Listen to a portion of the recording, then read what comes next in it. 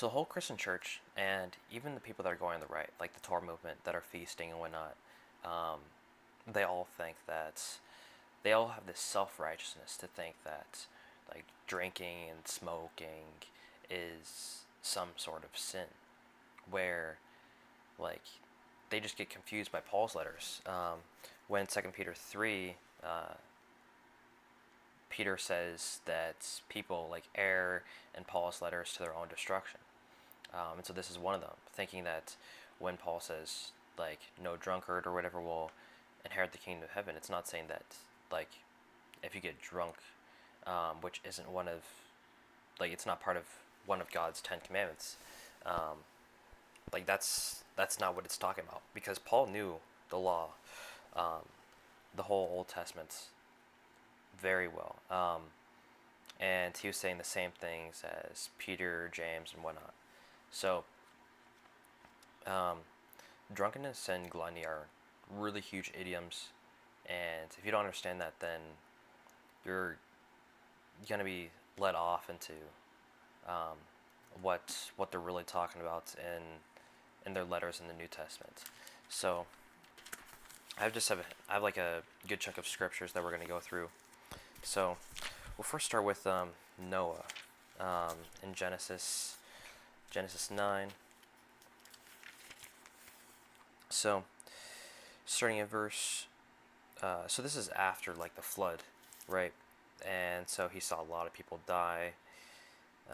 Verse 20. And Noah began to be an husbandman, and he planted a vineyard, and he drank of the wine, and was drunken, and he was uncovered within his tent.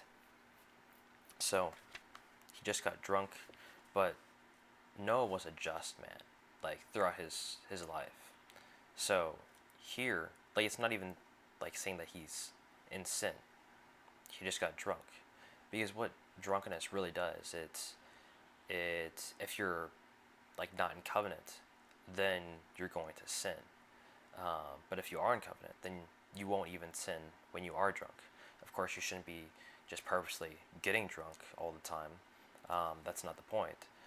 But the person that is in covenant, keeping God's 10 commandments and eating clean, they won't even sin when they are drunk.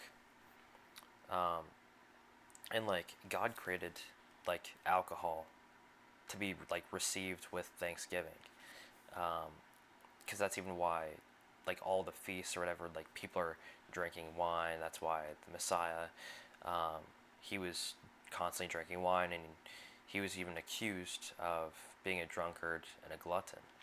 So now we're going to get into this idiom of drunkenness, um, and so it's gonna point to a lot of different things. Um, but yeah, so we're gonna just I just have a good chunk of scriptures.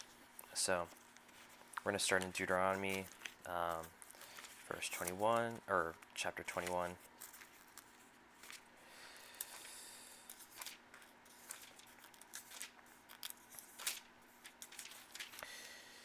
Deuteronomy 21, verse 20. And they shall say unto the elders of his city, This our son is stubborn and rebellious. He will not obey our voice. He is a glutton and a drunkard.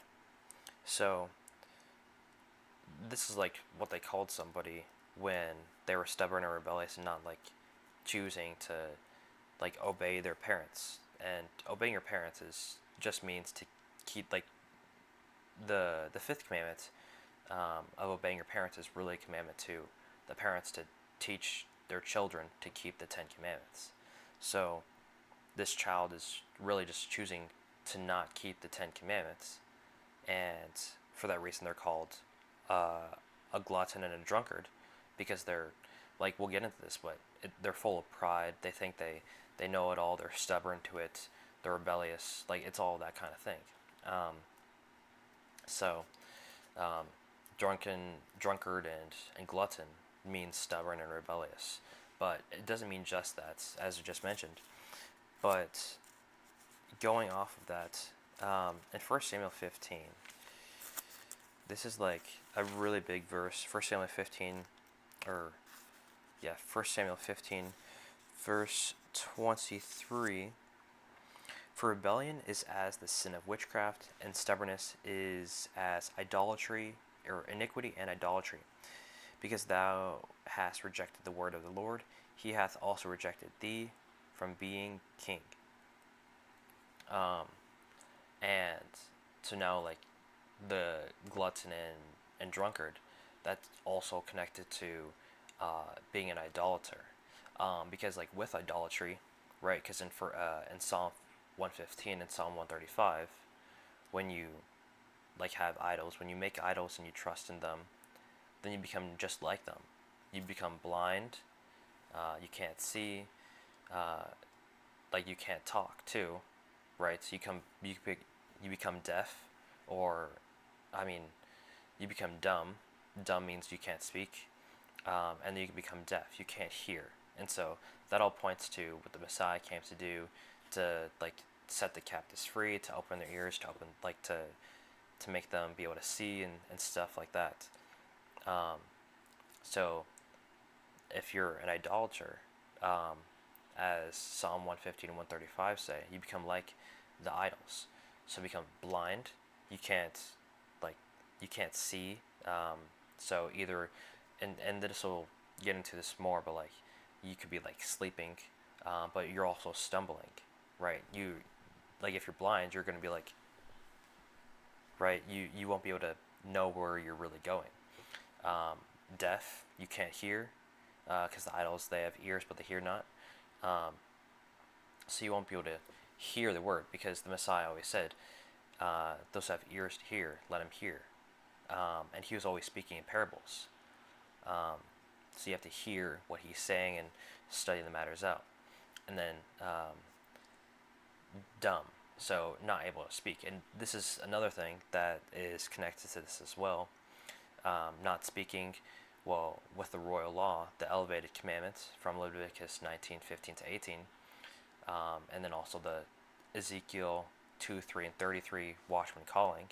You're supposed to rebuke sin and warn people, and you do that with your mouth. So what I'm doing now, and so if you're dumb, like your idols, then you're not going to be fulfilling the royal law. And so that's what dumb means, not being able to speak. And so this we'll get into later. But so now let's hop over to Proverbs 23.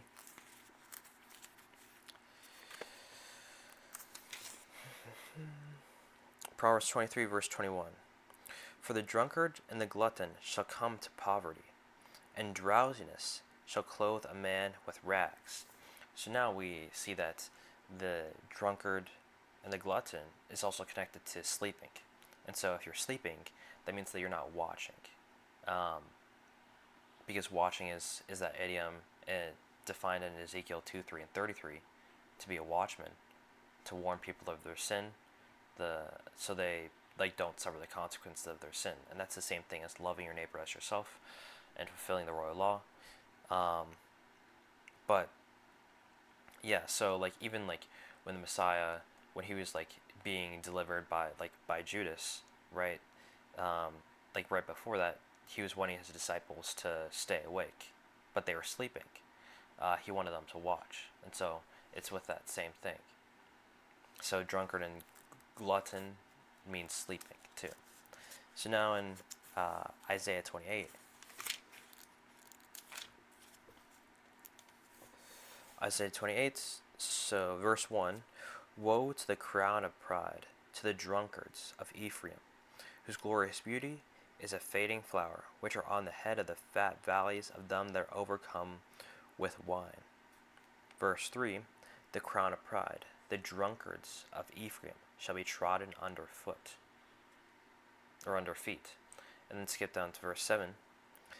But they also have erred through wine, and through strong drink are out of the way. The priest and the prophet have erred through strong drink. They are swallowed up of wine. They are out of the way. Through strong drink they err in vision. They stumble in judgment.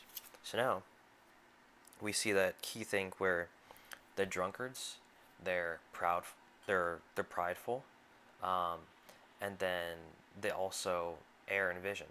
And what's vision? It's also like prophecy. So they aren't able understand prophecy. And then they also stumble in judgment. So that means that they're not fulfilling the royal law, because you're supposed to execute righteous judgment, but they're stumbling in it, right? Because if you're stumbling, because this also goes with the thing of the drunkards being blind, not able to see. Well, if you're blind and not able to see, then you're stumbling, right? You're having trouble like walking. Um, so that's also part of what this drunkenness means. Hosea, um, Hosea 4.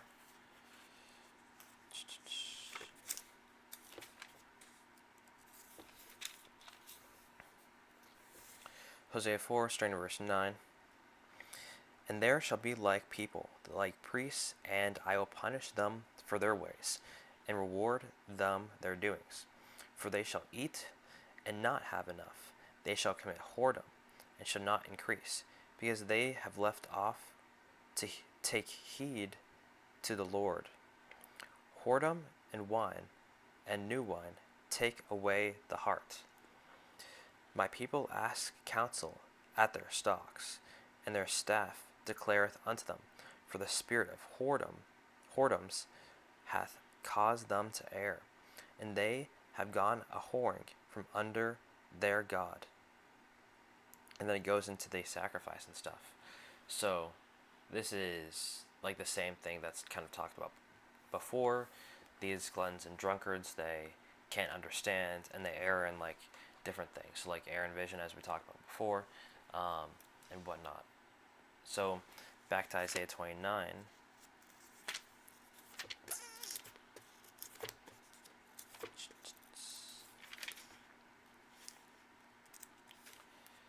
Isaiah 29, verse 9. Stay yourselves and wonder. Cry ye out and cry. They are drunken, but not with wine. They stagger, but not with strong drink. For the Lord hath poured out upon you the spirit of deep sleep, and hath closed your eyes. The prophets and your rulers, the seers hath he covered.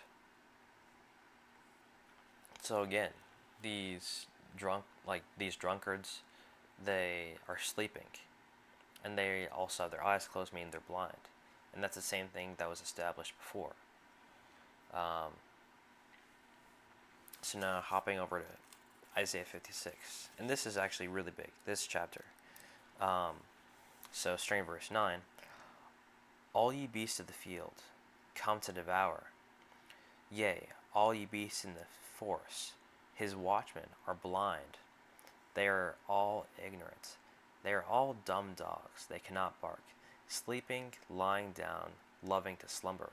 Yea, they are greedy dogs, which can never have enough. They are all shepherds that cannot understand. They all look to their own way, every one for his gain, from his quarter. Come ye, say they, I will fetch wine, and we will fill ourselves with strong drink, and tomorrow shall be as this day, and much more abundant. So, again, these gluttons, drunkards, they're blind, and so this is talking about like supposed people that are supposed to be watchmen, like supposed to be fulfilling the royal law, but they're blind, and they're ignorant, and so they're doing things that they're not supposed to be doing. They're dumb dogs. They can't speak. They can't bark, right? So that means that they're not rebuking, or at least they're not doing it righteously. So they're not doing it according to God's commandments, but according to their own righteousness. They're sleeping, which means they're really not watching. And then they also can't understand, so like they can't understand prophecy and stuff like that. They're covetous and envious, which is the same thing as being greedy. But they're all these things. That's what drunkenness and gluttonous means. And so this is a lot of the people that are going on the right, and they're feasting. They're choosing to feed their own bellies, meaning like they maybe learn stuff and they just keep it to themselves, or they're trying to like search for the calendar, or just like do these feasts and whatever, like to to have like pleasure or whatever in this life, and so they're coveting after God's feasts, um, and they've become prideful, and they choose not to fulfill the royal law, which is what you're really supposed to be doing, because we're not supposed to be doing the feast outside of Jerusalem without the calendar. But yeah, so another place, we'll go to Jeremiah 12.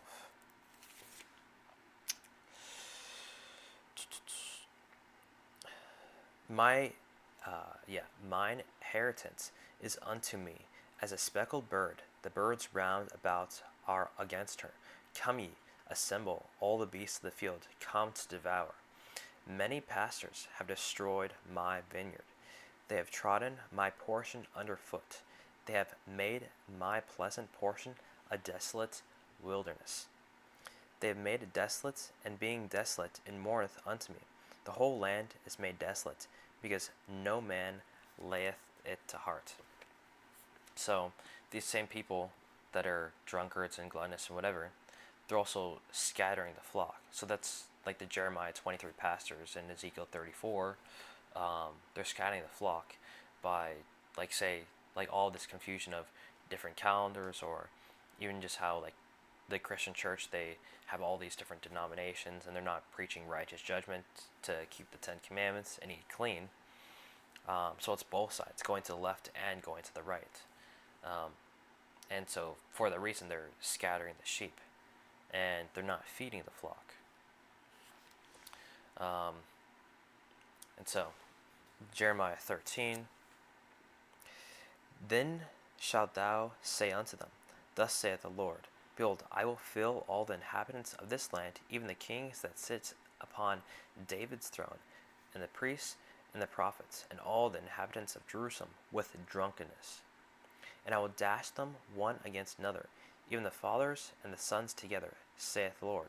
I will not pity, nor spare, nor have mercy, but destroy them. Hear ye and give ear. Be not proud, for the Lord hath spoken. Give glory to the Lord your God. Before he cause darkness, and before your feet stumble upon the dark mountains, and while ye look for light, he turn it into the shadow of death, and make it gross darkness. But if ye will not hear it, my soul shall weep in secret places. For your pride, and mine eye shall weep sore, and run down with tears, because the Lord's flock is carried away captive, scattering the flock. Say unto the king and to the queen, Humble yourselves, sit down, for your principalities shall come down, even the crown of your glory. So again, they're filled with drunkenness, the whole land. And so this is, again, saying that, telling you to not be filled with pride. And like, it's filled like with darkness, right? So if it's dark, you can't see your way. And so you're stumbling in judgment. And so if you're taken out of the shadow of death, that means that you're no longer stumbling in judgment. You're able to see clearly, see the word clearly, and you're executing righteous judgments, you're watching, and yeah. And so, like, humbling yourselves, like, the opposite of pride, but yeah, okay, let's go to Isaiah 5.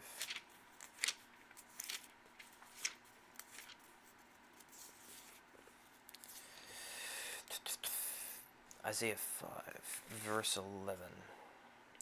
Woe unto them that rise up early in the morning, that they may follow strong drink, then continue until night, till wine inflame them. And the harp and the viol, the tabret and pipe and wine are in their feasts, right? Because these are feasters. Like, this is talking about the Torah movement, because they're choosing to feast instead of to be in lamentation, mourning, and woe. Because that's the times that we're in. We're not supposed to be feasting, again, as I said, because we're outside the land, don't have the calendar, and a multitude of other things. I'll probably make a video of this soon. But I'll reread the verse. And the harp and the viol, the tabret and the pipe and wine are in their feasts, but they regard not the work of the Lord, neither consider the operation of his hands. So these people that are drunkards, they're ignorant, um, because God showed them the great things of His law, and they counted it as a strange thing. Um, so let's continue. Um, I think I'll skip to the last one for defining this idiom in Isaiah 59.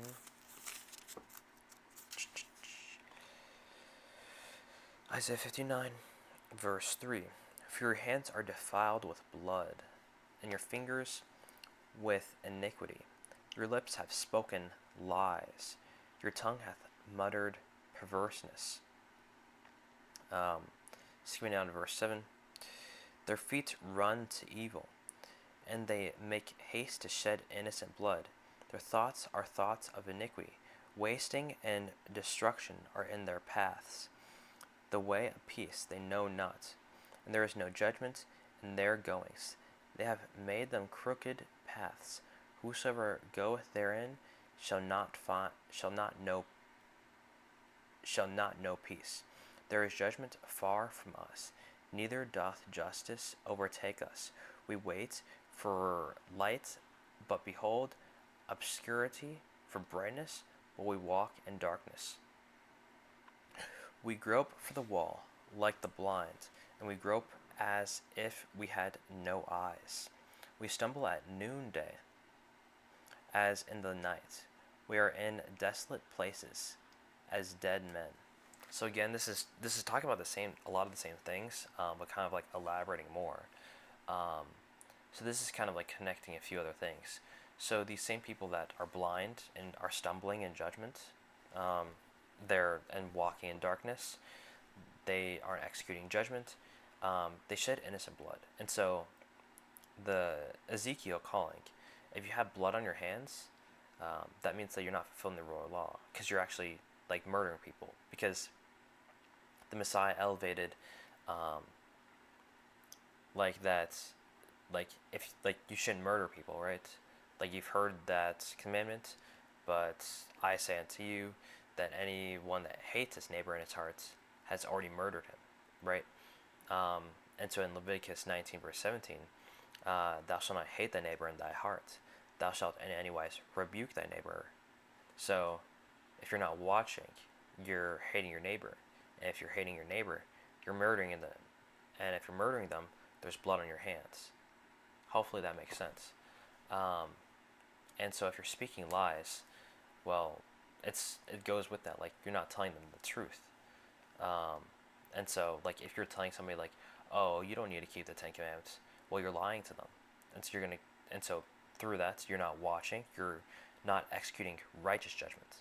Because what that was just doing was executing, like, unrighteous judgment.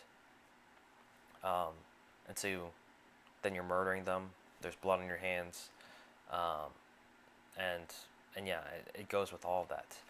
So this is like it's a really big idiom for drunkenness and gluttony. There's more I could have added, like, for sure, but this is just like the main, or I don't even know if main things, but this is just what I'm pointing out. So I'm just going to list off what drunkenness and gluttony means. Proud, blind, stubborn, rebellious, idolater, sorcerer, because that's witchcraft, sorcery, sleeping, stumble in judgment, errs in prophecy, scatters the sheep, ignorant, dumb, can't speak, can't understand, like the word, covetous, envious, speaks lies, and sheds innocent blood. So, like, when you see Paul say that don't be drunken, like, don't be a drunkard, it means don't do all of that stuff. Okay. All these idioms are tied together, as I was kind of trying to connect them all together. But yeah, so then what's the opposite of being drunken and gluttonous. So that would be humble, watching, like being a watchman, executing righteous judgment, understanding prophecy. And so if you understand prophecy, that means you have the Holy Spirit, you are wise, and you have clean hands because you don't have blood in your hands. And this is really connected to the Beatitudes, but yeah. So now we're going to get into some of the uses of this idiom and see how we can think about this. Because Isaiah 28 says you have to learn here little and there little, precept upon precept, line upon line. Right? So we learn this, and so now we can go, like, really understand what the Messiah was talking about and what Paul was talking about and all those people. Right? So let's go to Luke 21.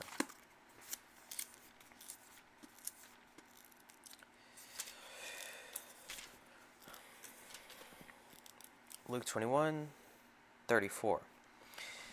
And take heed to yourselves, lest at any time your hearts be overcharged with surfeiting and drunkenness and cares of this life, and so that day come upon you unawares.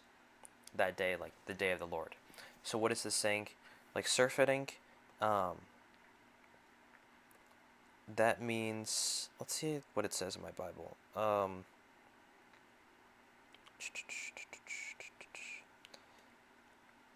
Yeah, I don't understand that word. But what I saw that it means in the Strong's Concordance, G2897, it basically means like having a headache from drunkenness. So, like, it's tied to drunkenness. And so drunkenness is also mentioned, and then cares of this life. So that means that you're like coveting after the things of this life, right? So like you're doing all those things that you're not supposed to be doing. That's what it's connected to. So instead of doing that, like so that the day doesn't come unto you unawares, because if you're blind and if you're sleeping and whatnot, then you're not even gonna you're not gonna be aware that the day comes. So how do you make sure that you're aware of that the day, like when the day is approaching? Well, you have to watch, and that's what the Messiah says when we continue reading. For as a snare shall I come on all them that dwell on the face of the whole earth. Watch ye therefore, and pray always, that ye may be accounted worthy to escape all these things that shall come to pass, and to stand before the Son of Man.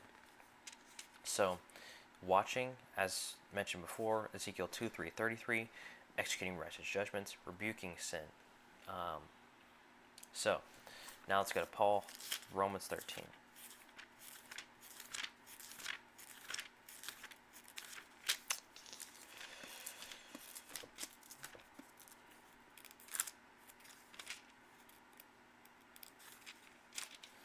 Romans 13, verse 10. Love worketh no ill to his neighbor. Therefore, love is the fulfilling of the law, and that knowing the time, that now it is high time to awake out of sleep, for now is our salvation nearer than we believed.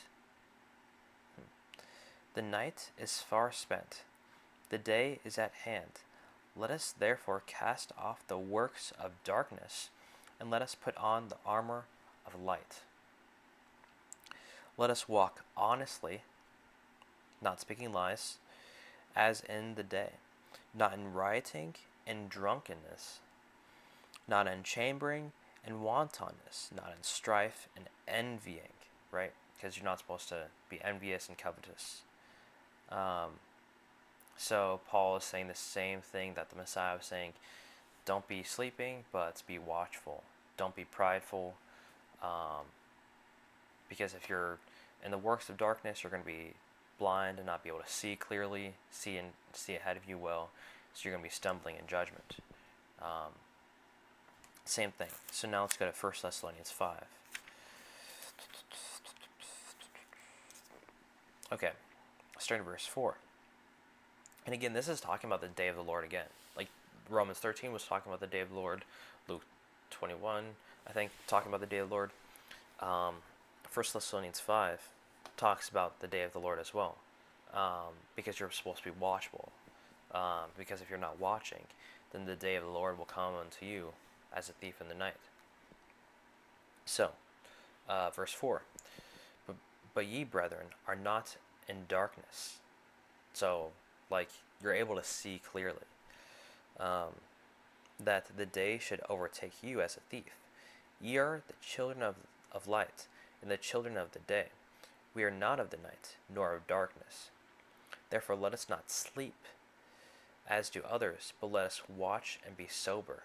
So let's not be prideful, not drunken, not drunk on pride. Yeah.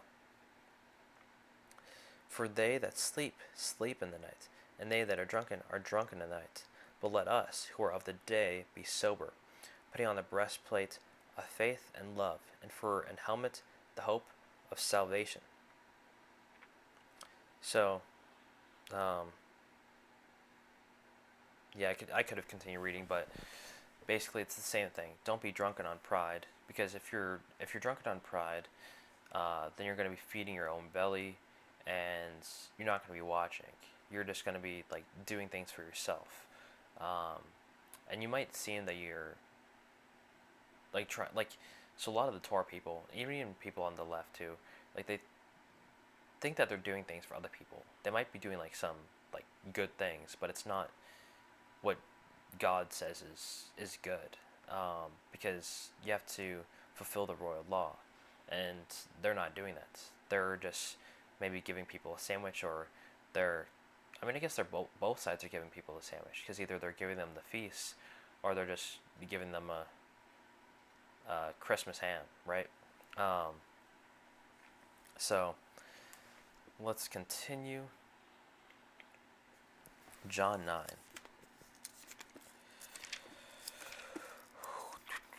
Hopefully this is making sense. And hopefully you're able to see the idioms that are used in Scripture. So, verse 39.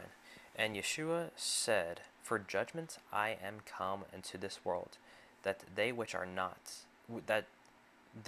which see not might see, and that they which see might be made blind.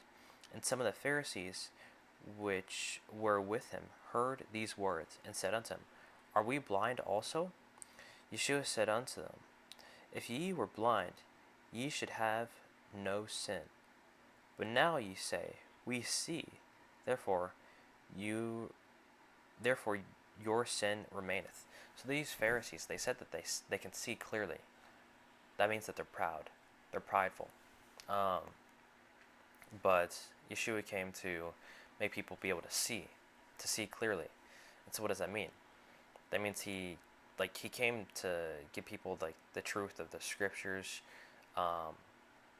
and so he came to fulfill the royal law, so that people like know righteousness, God's righteousness, not the self-righteousness of the Pharisees and how people are in today's world. So Matthew 15, we'll go there.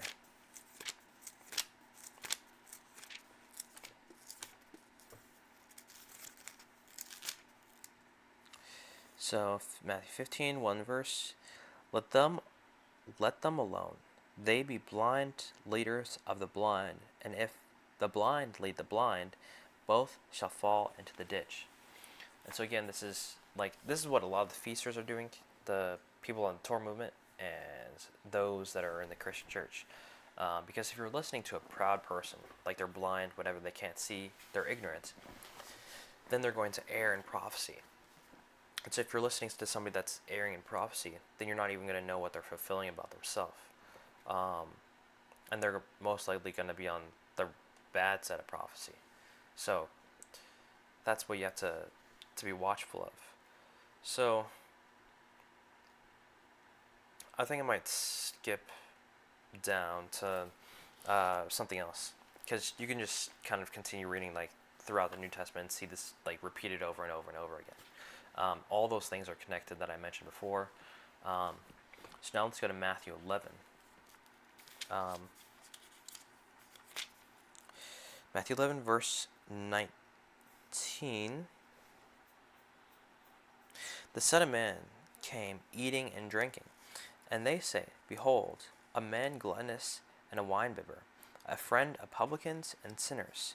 But wisdom is justified of her children. So what does this mean? The Messiah came, and he was drinking wine and eating a lot of food. Um, but they accused him of being a glutton and a drunkard. And so when before, in I think it's like Deuteronomy or something, like when somebody is stubborn and rebellious, they they call them a glutton and a drunkard. So they really were accusing Yeshua of, I mean, like, yeah, they could have been like also accusing him of like being a literal drunkard and a glutton, um, but they're accusing him of being stubborn and rebellious to like their teachings and stuff. So they thought that he was proud, um, and like because he was filled with the Holy Spirit. So this is showing that like those that like are filled with the truth and have the knowledge of God are seen by the outside world as being like proud and think like high of themselves, when really they were just shown the word and they are trying to execute righteous judgment.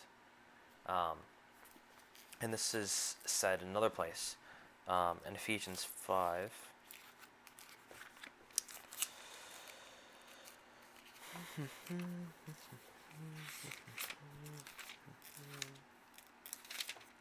Ephesians 5, verse 17. Wherefore, be ye not unwise, but understanding what the will of the Lord is. And be not drunk with wine, wherein is excess, but be filled with the Spirit. So again, like, this isn't talking about literal drunkenness. It's the idiom. Um, it's saying to not be proud, to not think so much of yourself, to not be ignorant of God's will, but to have understanding, to have wisdom, and to be filled with the Holy Spirit. So, like, those two things are, like, in contrast.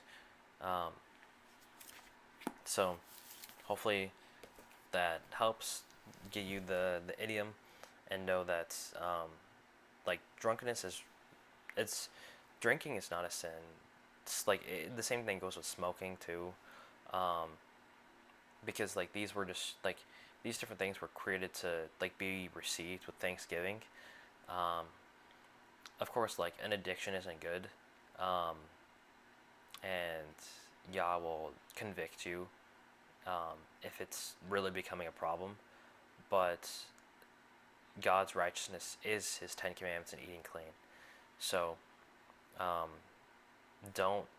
But the idiom for drunkenness and gluttony is all the things that I mentioned. So, like, don't be proud. Um, it's that's like one of the big things. But always be like humble and like seek God's righteousness.